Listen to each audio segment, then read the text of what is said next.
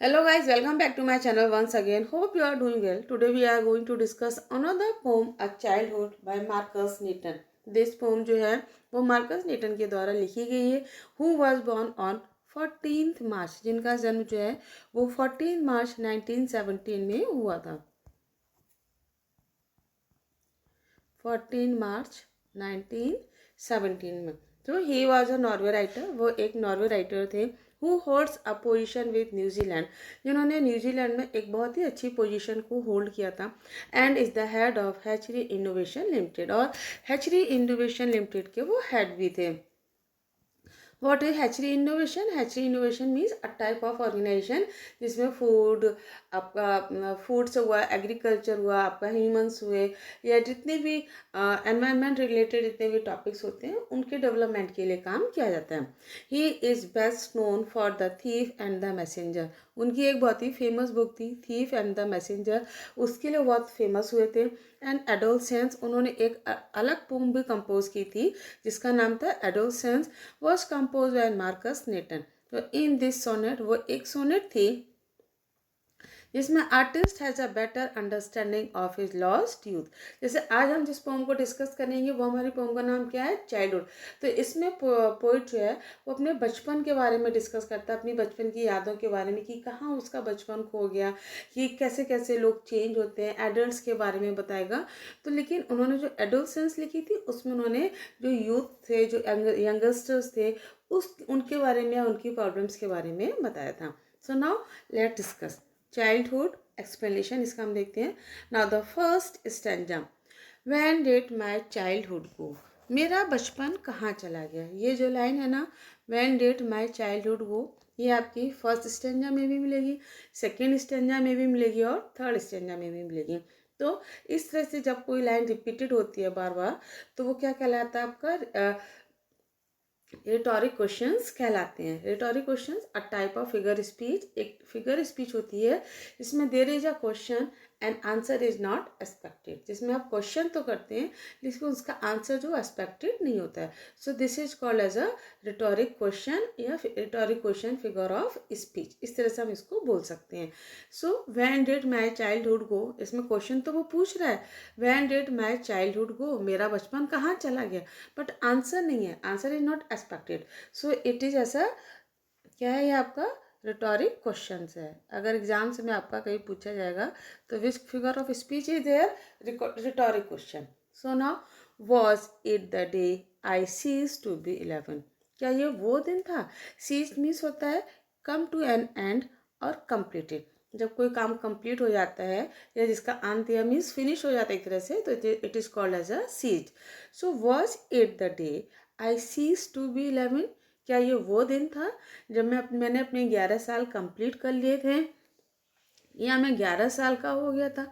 Was it the time I realised that hell and heaven, hell and heaven means स्वर्ग और नर्क, है ना. तो कह रहे हैं क्या वो टाइम था जब मैंने रियलाइज किया, महसूस किया हेल एंड हेवन, स्वर्ग और नर्क के बारे में. क्या होता है कि जब छोटे बच्चे होते हैं या तो जनरल एक प्रिस्क्रिप्शन रहता है दिमाग में कि अगर आप अच्छे काम करोगे तो आप कहाँ जाओगे? हेवन में जाओगे, स्वर्ग में जाओगे. अगर आप गलत काम करोगे तो आप कहाँ पर जाओगे? नर्क में जाओगे. तो कह रहे हैं वो टाइम था जब मैंने महसूस किया, रियलाइज किया कि what is hello and haven, कि हेल एंड हेवन क्या है, वो हैं भी या नहीं है. could not found in the geography, जिनको मैं ज्योग्राफी में नहीं पा सका. मीन्स पहले तो जब जो छोटे थे तो उनको एक परसेप्शन था या बताया गया था, जैसे हम लोग बताते भी हैं छोटे बच्चों की स्वर्ग और नर्क क्या होता है. वही चीज़, अच्छे काम करोगे तो हेवन में जाओगे, गलत काम करोगे तो आप नर्क में जाओगे, हेल में जाओगे. लेकिन जब मैं ये बड़ा हो गया, मैं 11 साल कंप्लीट कर लिए, मैं ये समझ गया कि हेल एंड हेवन नाम की कोई भी चीज़ नहीं होती है. Could not found in the geography, उसको मैंने ज्योग्राफी में भी नहीं पाया. जनरल ज्योग्राफी में क्या होता है, आप जो लैंड फीचर्स होते हैं जैसे rivers, plateaus, rivers, lakes, mountains, plains, है ना, इन सब के बारे में हम ज्योग्राफी में डिस्कस करते हैं. जैसे यूनिवर्स के बारे में डिस्कस करते हैं, गैलेक्सी के बारे में डिस्कस करते हैं, स्टार्स के बारे में डिस्कस करते हैं. लेकिन जब मैं बड़ा हो गया तो अरे ये तो ज्योग्राफी के भी पॉइंट नहीं है, ये तो ज्योग्राफी में भी कहीं टॉपिक नहीं है डिस्कस करने के लिए, समझने के लिए.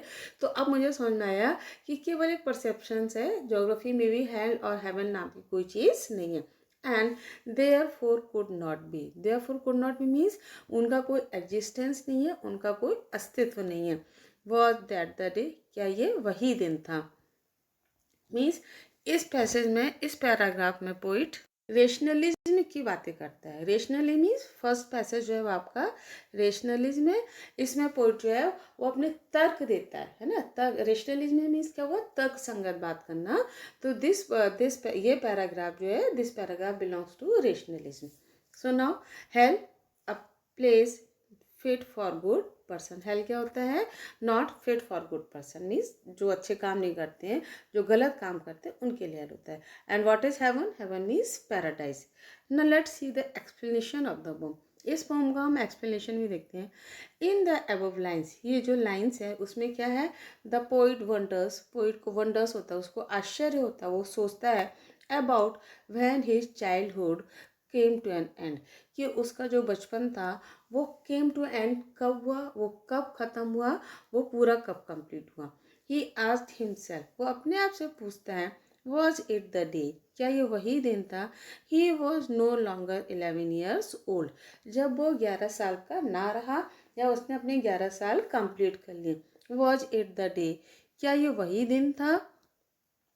When he realized that hell and heaven existed and yet could not be found in geography or on the map, जब उसने महसूस किया कि हेल और हेवन जो हैं दे आर एग्जिस्ट नहीं है और could not be found in geography, और ज्योग्राफी में भी उनको नहीं हम ढूंढ सकते हैं, फाइंड आउट कर सकते हैं, और ऑन अ मैप ना ही उनको मैप में। ही रियलाइज, वो महसूस करता है, दे आर इमेजनरी प्लेसेस, कि वो केवल एक परसेप्शंस हैं, वो केवल कल्पनाएं हैं, केवल इमेजनरी प्लेसेस हैं, that actually do not exist in the world, कि जो वास्तव में इस दुनिया में एग्जिस्ट नहीं करते हैं। So what is in the first paragraph, कि फर्स्ट पैराग्राफ जो है it belongs to rationalism, rationalism है, और जिसमें पोइट अपने तर्क देता है। Stanza two, stanza two it belongs to hypocrisy. Stanza जो टू है वो हिपोक्रेसी से बिलोंग करता है। मीन्स इसमें पोइट बताता है कि जो बड़े लोग होते हैं, जो यंगस्टर्स होते हैं, वो किस तरह से बिहेव करते हैं, उनके करने में और उनके सोचने में कितना डिफरेंस होता है। When did my childhood go, मेरा बचपन कहाँ गया। देखो ये लाइन जो है वो हमने फर्स्ट पैराग्राफ में भी, फर्स्ट स्टेंजा में भी हमने डिस्कस की थी, और ये सेकेंड स्टेंजा में भी है। तो यहाँ पर हमारा कौन सा फिगर ऑफ स्पीच हो गया, रिटोरिक क्वेश्चन हो गया ये। So was it the time I realise, क्या ये वो समय था जब मैंने महसूस किया that adults were not all they seemed to be. They talked of love and preached of love, but did not act so lovingly. Was that the day? क्या ये वही समय था या वही टाइम था जब मैंने महसूस किया कि adults were not all they seemed to be, कि एडल्ट्स हमारे जो बड़े होते हैं, या जो सीनियर्स होते हैं, या जो यंगस्टर्स होते हैं, जो वयस्क होते हैं, वो वैसे नहीं होते हैं।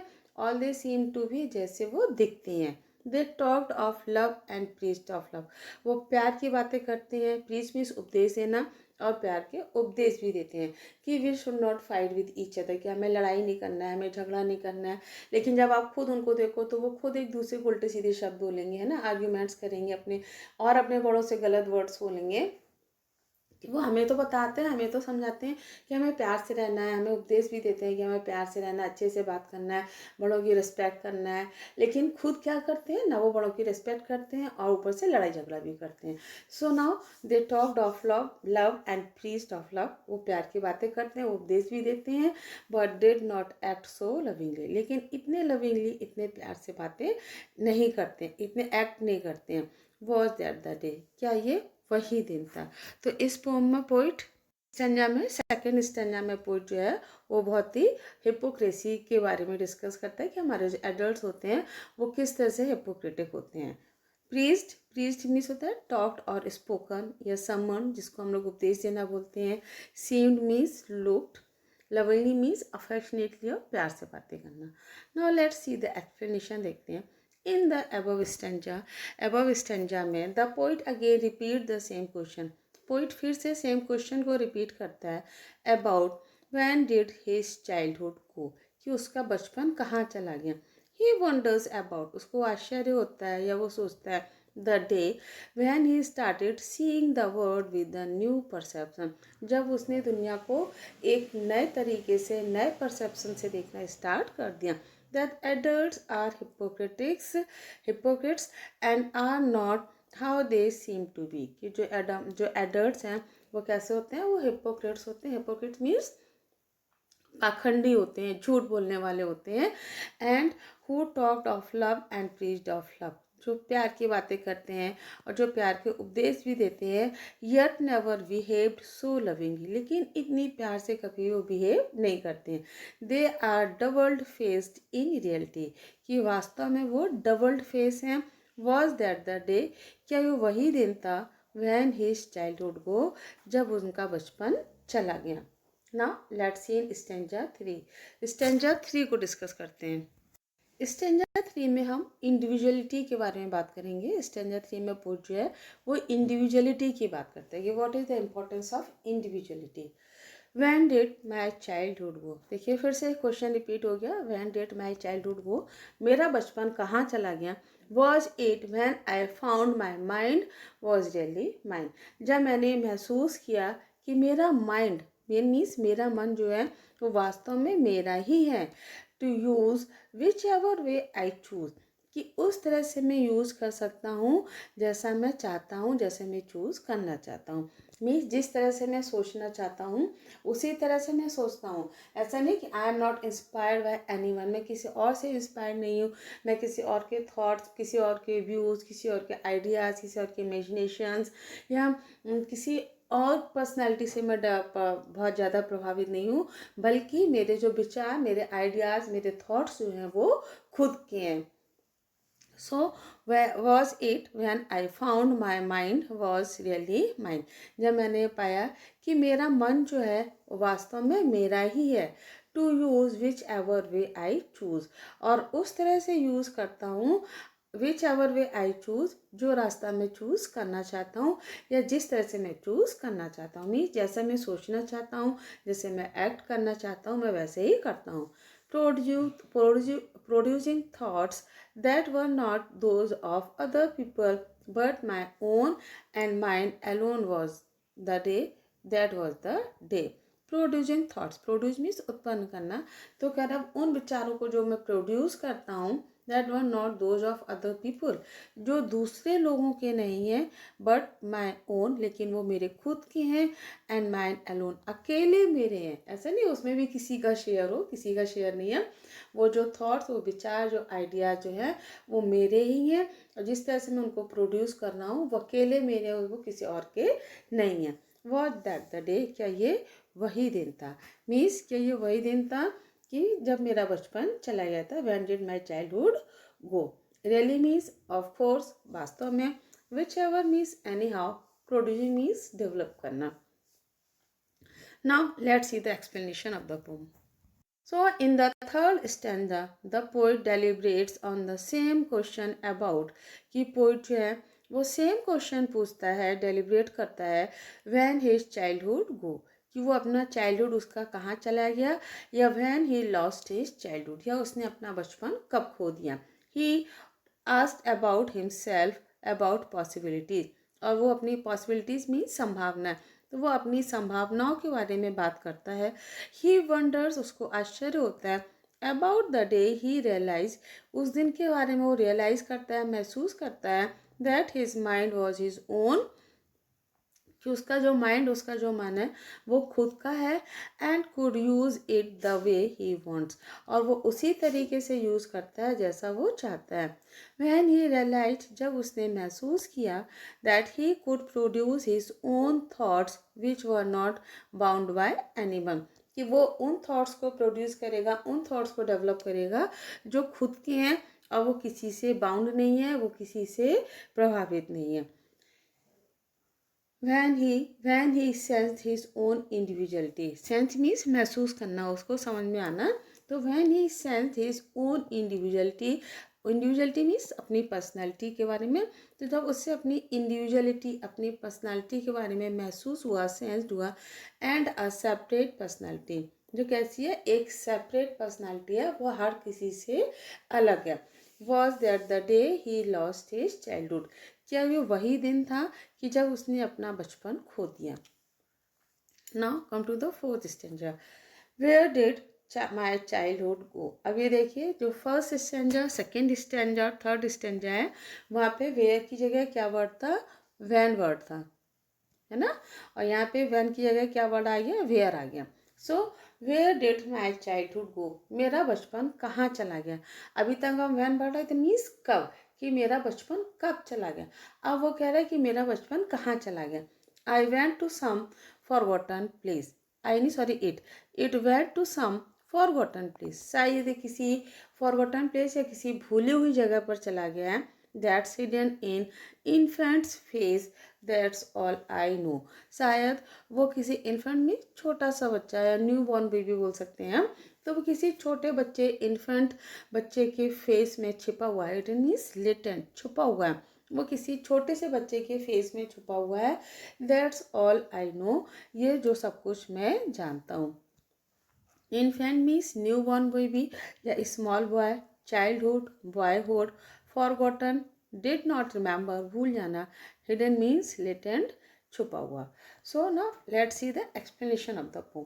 इन the last stanza the poet remorses about his lost childhood. Poet जो है, रिमोर्स मीन्स दुखी होना, एक तरह से हम इसको ये जो पोम है वो नॉस्टैल्जिक पोम है। The poet is in a nostalgic mood.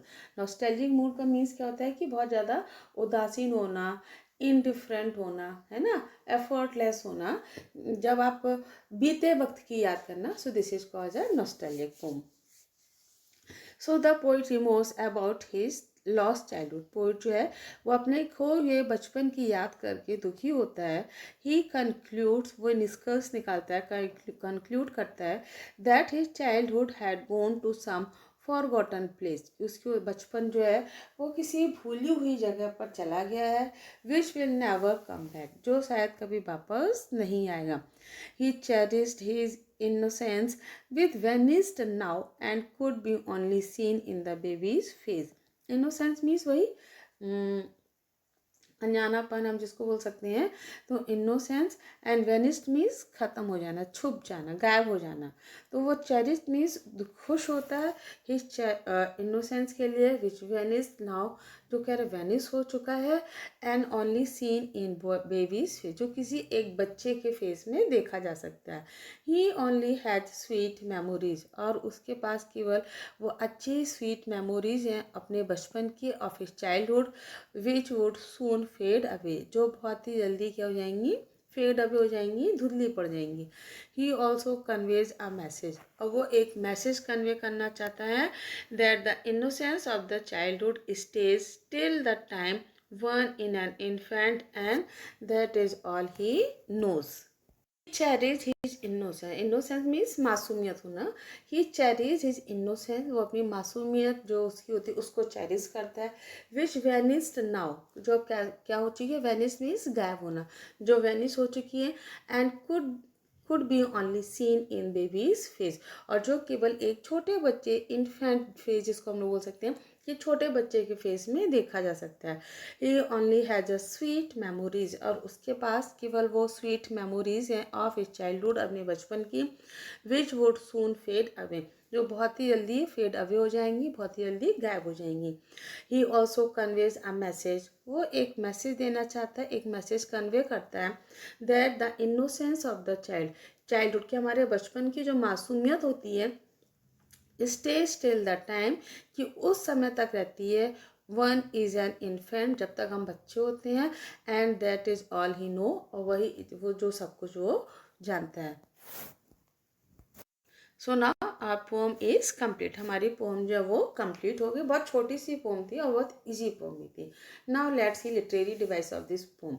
इस पोम के लिटरेरी डिवाइस डिस्कस करते हैं। रेशनलिज्म, रेशनलिज्म मीन्स क्या होता है कि तर्क संगत होना, मीन्स डिफ्रेंशिएट बिटवीन राइट और रॉन्ग, जिसमें हम गलत और सही के बीच में आप तर्क दे सकते हैं और अपने ओपिनियन, अपने व्यूज़ को आप प्रेजेंट कर सकते हैं। So the poet rationalize the lost childhood, poet जो है तो अपने खोए हुए बचपन के बारे में रेशनलाइज होता है, वो तर्क देते हैं।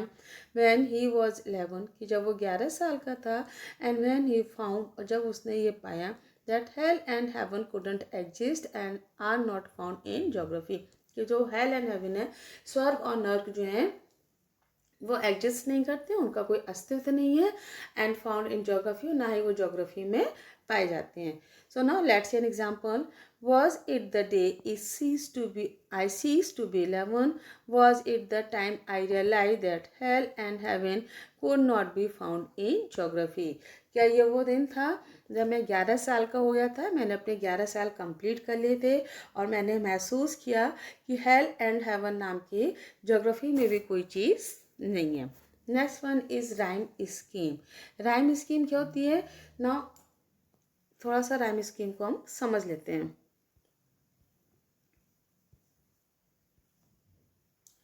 राइम स्कीम क्या है कि लास्ट के जो वर्ड होते हैं ना उसको राइम करते हैं. मीन्स जैसे फर्स्ट में क्या है गो, तो गो वर्ड को हमने क्या दे दिया, ए वर्ड दे दिया. उसके बाद 11 में हमने क्या दे दिया, गो और 11 दोनों अलग वर्ड है, तो हमने इसको क्या दे दिया, बी वर्ड दे दिया. फिर लास्ट वर्ड क्या है, हेवन, तो 11 और हेवन जो है वो राइम कर रहे हैं, तो इसको भी हमने बी दे दिया. Next one is could not be found in geography. अब देखिए गो एंड 11 और हेवन ये तीनों अलग है, यहाँ पर ज्योग्राफी आ गया है तो हमने इसको क्या दे दिया, सी दे दिया. Could not be, geography and B rhyme कर रहे हैं तो इसको भी हमने सी दे दिया. डे किसी से भी मैच नहीं कर रहा है, नहीं राइम कर रहा है, तो हमने इसको क्या दे दिया, डी वर्ड दे दिया. तो इस तरह से हमारी राइम स्कीम क्या बन गई, ए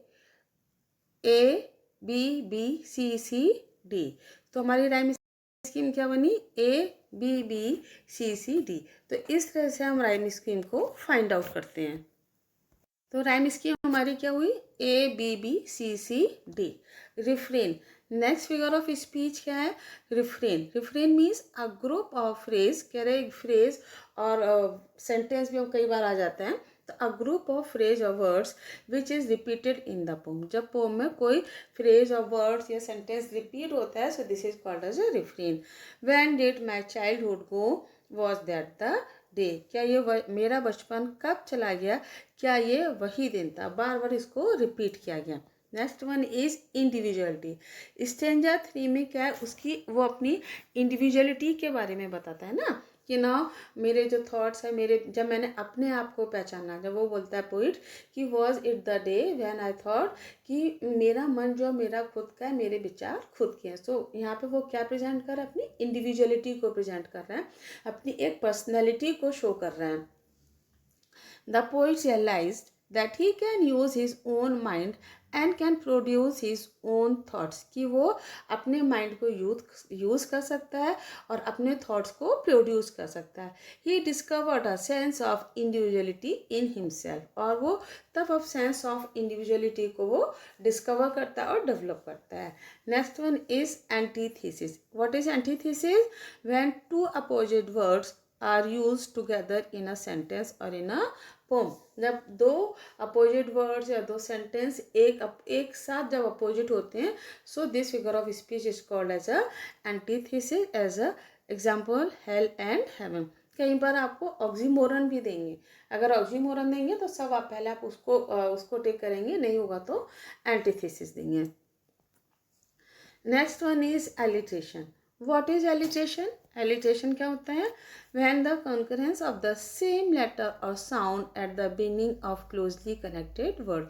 कि जब क्या होता है, सेम जो कॉन्सोनेंट होता है ना वो जब रिपीट होता है, so this is called alliteration. जैसे the time, t, which ever, डब्लू, thought, that, t, my mind, m. So here which figure of speech, figure of speech is alliteration.